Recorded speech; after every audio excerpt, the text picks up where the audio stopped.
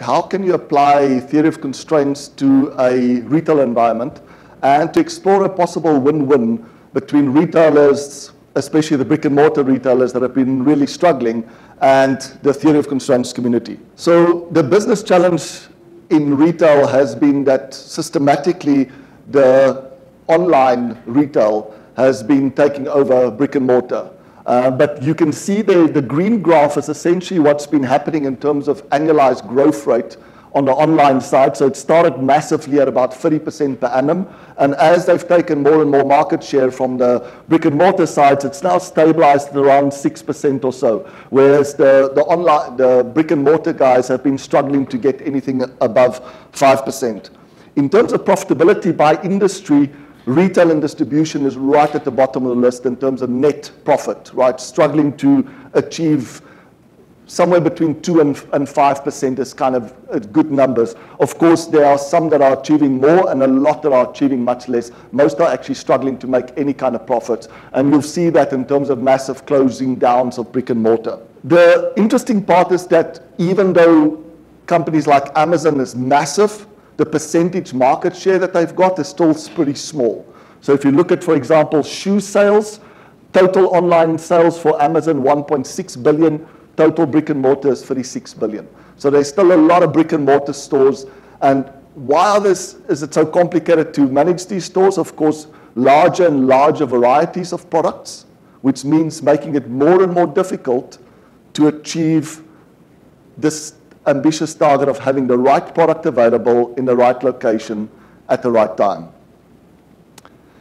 So when we look at an industry like this, essentially we use the viable vision analysis questions that says, can you come up with a way of dramatically improving the performance? So we start off, what's the ambitious target for growth that we want to achieve? We then ask ourselves, how much does sales need to increase by in order to achieve that ambitious target? Is the existing market large enough? So say we have a target of doubling our net profit from 5 to 10% maybe. Is the market that we are selling into large enough so that we don't have to go into new markets or add additional products? So can we exploit rather than elevate? Then, importantly, what are the operational improvements that are needed in order to achieve that increase in sales that's required?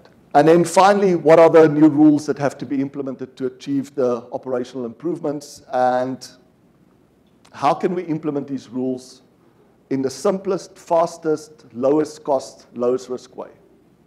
So that's typically when we are engaging with any new industry or company, this is the process that we use as Goldratt Research Labs. So let's look at some numbers. These are typical numbers for a brick and mortar retailer. Maybe a shoe retailer, privately owned, like Vans. Some of you, or your kids at least, will be wearing Vans shoes and Vans apparel. So sales of about 500 million.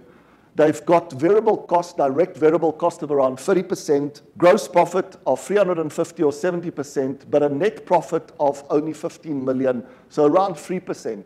And when you typically look at the historical numbers, it tends to fluctuate. They have a bad year, it's minus 3%. They have a good year, it's plus 3%. So when you're engaging with a company like this, the other number that's really important, of course, is what's the working capital that's involved and how much is the free cash flow that this business is generating for them.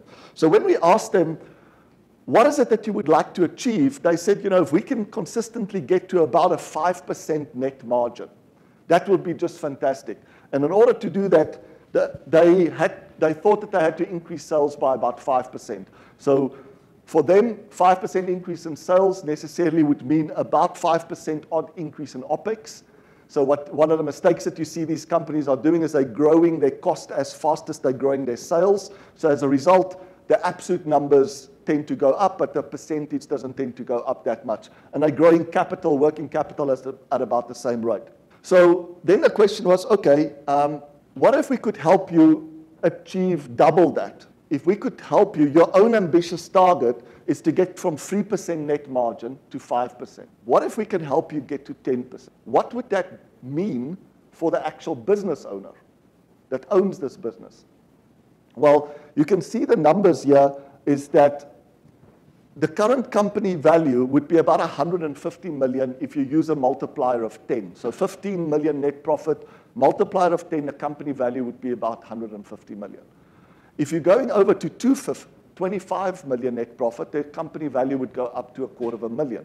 But if you can get to the level of 55 million, suddenly this company is worth well over $500 million. That's the impact that this change has had. So even though theoretically we've only taken the profit from 15 to 55, that's a 40 million increase in profit.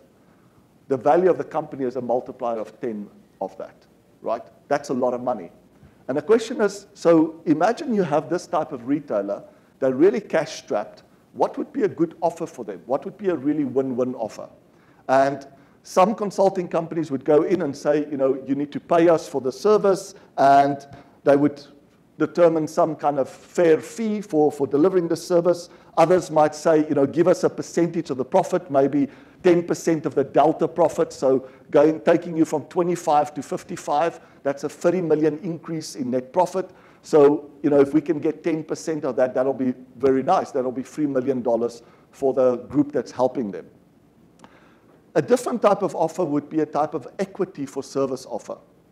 And this is an offer that's very common in the startup world, right? In the startup world, if a startup is there and they need your service, but they can't afford you, what do? They offer you equity in return for your service.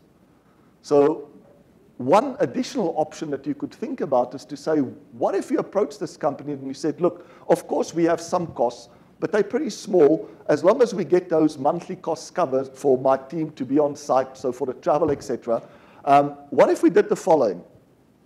If you don't go past the 25 million, we'll use that as a baseline. We don't get paid anything, except for the small monthly retainer. But if we take you past the 25 million baseline, whatever we go past that, we get equity. How do we calculate what the equity number is without having to go through a very big due diligence exercise of valuing the company, etc.? Is we'll simply use the same formula that says we take 10% of the delta. So in this case, the delta would have been from 25 to 55. That would have been 30 million. We take 10% of that, and that becomes the way of determining our equity. So if the company is now worth 550, which is the 10 times 55, we get a share that's worth 30 million. Essentially, we've taken our net profit share and we've added a multiplier of 10 to that. So we own, at this stage, we should own 5% of the company. Right? And this has been interesting. We've been testing this with a few retailers to see how would they approach it. And very interestingly enough, a lot of them are not interested.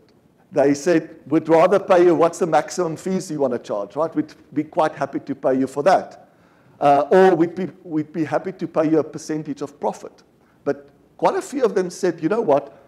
If I pay you a percentage of the profit, that's a cash flow out for me.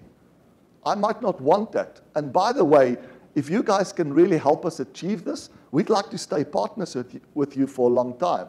And having equity in our business will give you the skin in the game to keep on working with us, to keep on doing this.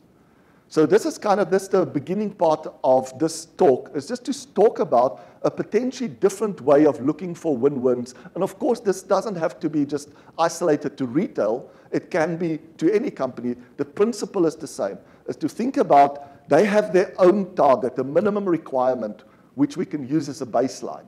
We say, if we help you exceed that baseline, we get a percentage of that delta. And we can use that percentage as a way of then calculating the equity. Does it make sense to everybody? Any questions on that before I go on? Yes. So in this case, it's a $500 million company, right? It could be $50 million. It could be $5 billion. Of course, there are strict criteria of what type of owner would be interested. This is not a public company. This would be a private company.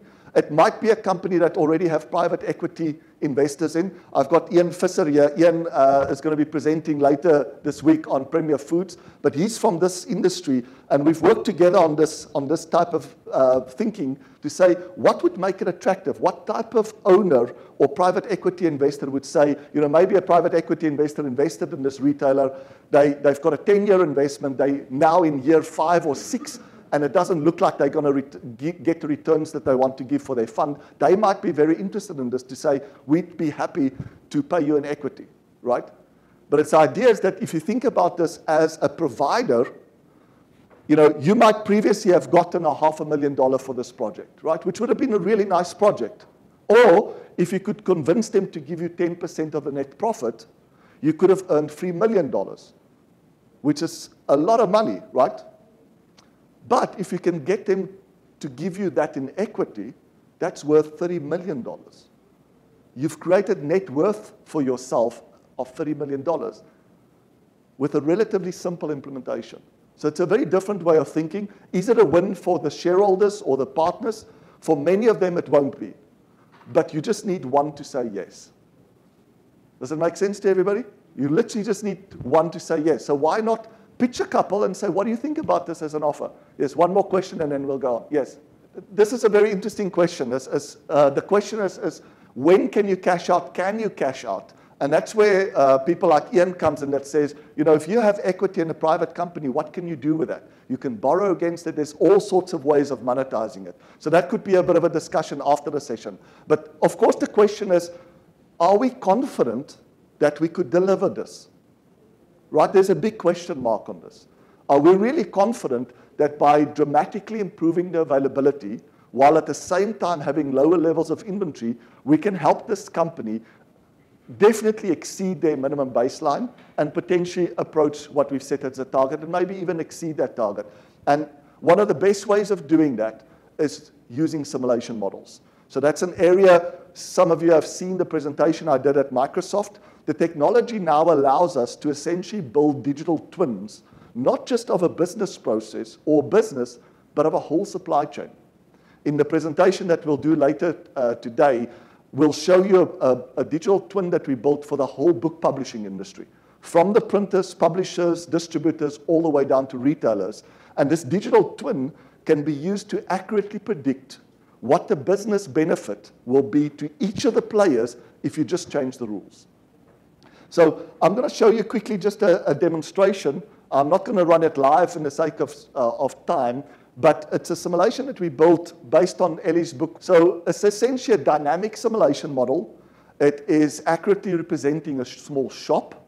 And what the simulation does is you start off the simulation. It's written like a business game. You get a little email that says, congratulations, you've just been appointed as the store manager to the store, Hannah's store. And you really need to provide us with 2 quick decisions because we are starting to get into the new year. You've got a small store, it's in a shopping mall somewhere, and your first decision is of all the range of products that we can give you to carry, which of those are you going to be carrying? So it's a product selection decision is your first decision. And most retailers think that this is the decision that will make or break them. If they're lucky to pick the right products, they'll be profitable. If they're unlucky and those products don't sell, they'll be unprofitable. But there's a second decision, which is for whatever products that you've selected, how are you going to manage the inventory of these products? So what the simulation does, it will step you through a couple of steps. So the first one says the top part shows you what your historical sales was last year. So about $100,000, this could also be $100 million in sales revenue. You've got a gross profit of about 50%. You've got a net profit of about 3% and an ROI of about 70%. And the target that head office have set you is in-store sales, which is one of the primary measurements for retail, is how much were you able to grow in-store sales by. They want a growth of about 5% in-store sales, and that should be good enough, keeping the same operating expenses, not allowing you to increase operating expenses, to get to a net profit of about 5%. And if you can maintain the levels of working capital, that should give you an ROI of above 100%. And that's essentially the target that you want to achieve. It then says, okay, go into product selection, and with a simulation, essentially, it can be customized to make any products, right? So the way that the simulation is working is just giving you a small sample, so you have to carry 10 products, and there's 4 different categories. The top category is the fast movers. They sell on average about 3 an hour. Then there's the daily dollars that sell about 3 a day, the weekly winners that sell about 3 a week, and the monthly margins that sell about 3 a month. Of course, all of this can be configured to accurately represent your type of products and sales velocities. But what we want to do is to test whether the rules that we've come up with or decided to use, will they work across all these broad categories with any sales velocity? You can click on one of these boxes and it will pop up and say, here's all the information that you might want regarding this product. So within a category, even though that category sells on average 3 an hour, of course there's forecasts that you get that says this book sells at 5, this one at about 2 an hour. And of course people will select based on the ones with the highest forecasted sales velocity. Reality might be very different, right? And the question is how sensitive is the performance to the product selection? So you can also just click to say, give me randomly, pick randomly out of the whole space of products for each of the categories, pick items that have low risk, that have relatively low volatility. They might be selling more towards a 2 per day or 2 per hour, but they have low volatility, or others that could sell at 5, but they have quite big volatility. So you can randomly select, and then the next step is what is the inventory management policy that you want to select. And you can select from min-max, EOQ, or of course the TOC side. And we are just completing building DDMRP in there. So essentially any rule that you want to test, we can put that rule into the simulation model and you can see how it will work. And of course, each of these rules have been broken down into what's the planning rule, so how do you decide that initial level of inventory, what's the execution rule, how do you decide to replenish, and then what's the adjustment, how frequently do you look at the rule, how frequently do you make adjustments, and if so, by how much. So if you run the simulation, this is essentially what you get. So we run it in 2 versions. We can run it in a version that I call perfect world, which is essentially no variability. I want to know if I tested this rule in something like Excel that doesn't put in variability, or I tested it in an ERP system like SAP that doesn't build in the randomness and demand and supply lead time, what was the results it would have predicted?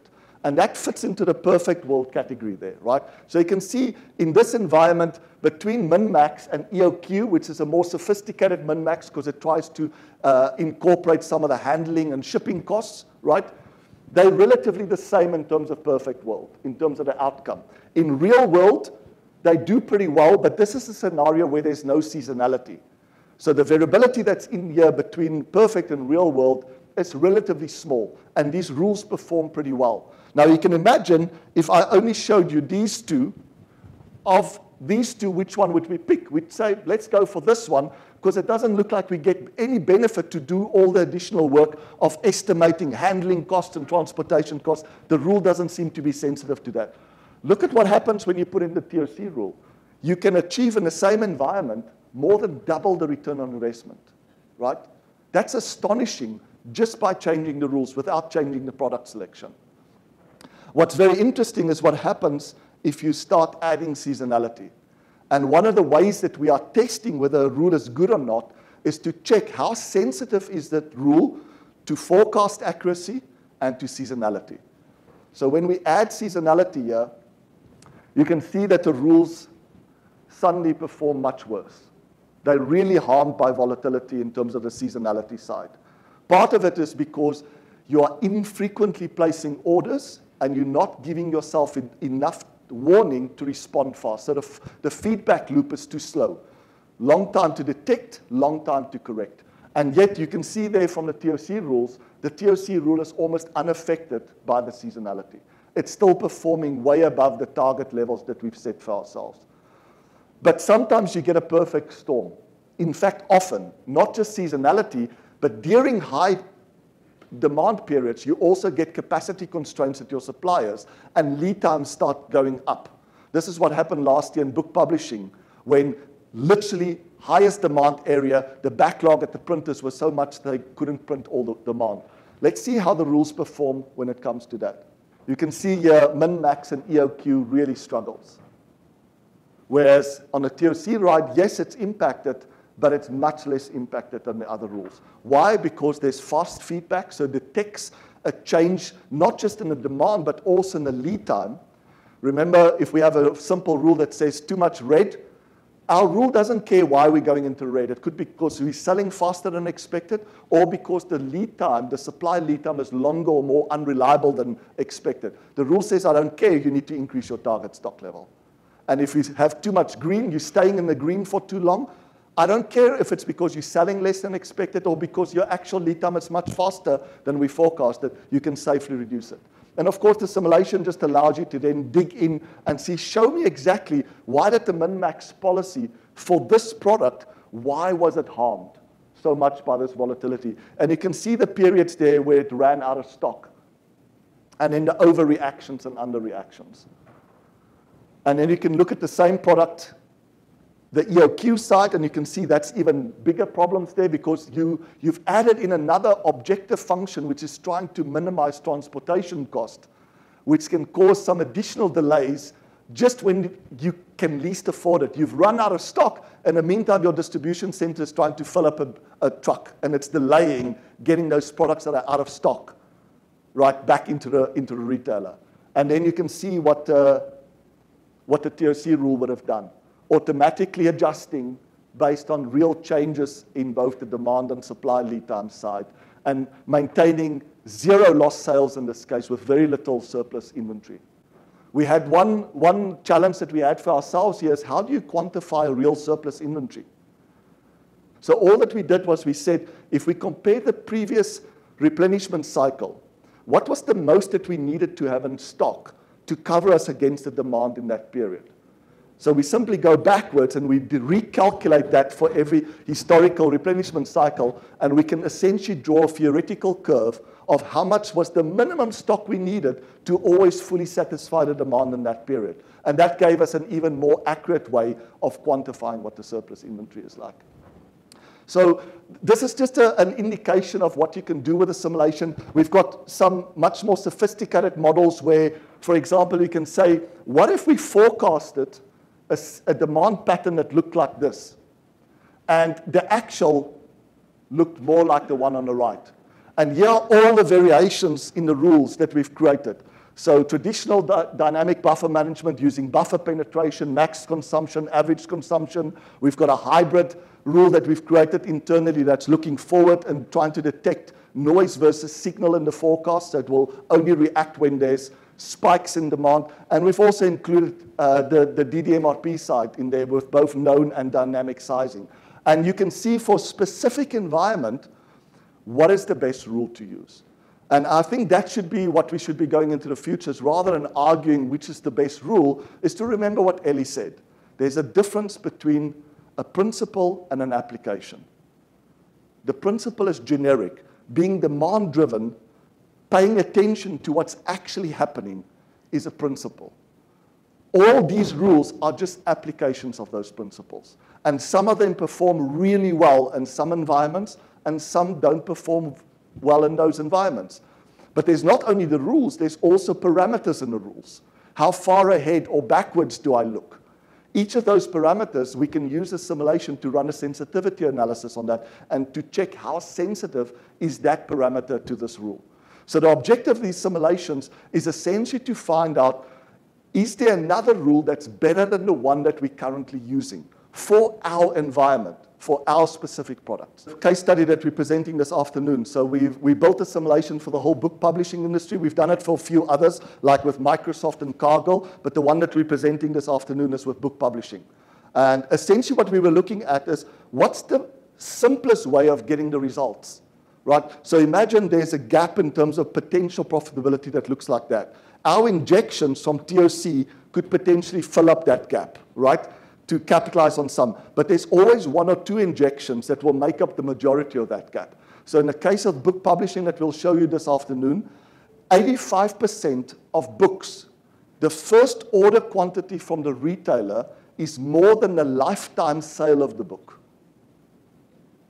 So imagine, I can put in fancy dynamic buffer management. It will have zero impact or very little impact if that first order was way too much, right? So the simulation helps us to see what are the decision mistakes that are being made upstream, and is there a simpler, better rule to reduce those decision mistakes that can give us less shortages and surpluses? And if we get less shortages and surpluses, what will be the financial impact for all the stakeholders? It's a great way of getting understanding of how much better we can do, but also the simulation could be used as an ongoing tool. So in the case of Microsoft, they're using our simulation model now as a global product launch simulator to say, what if we sold 10, 20, 30, 40% more than we expected, 10, 20, 30, 40% less than expected? What will be the impact on our supply chain and financial performance, not just for one node, but for all the nodes? Thank you.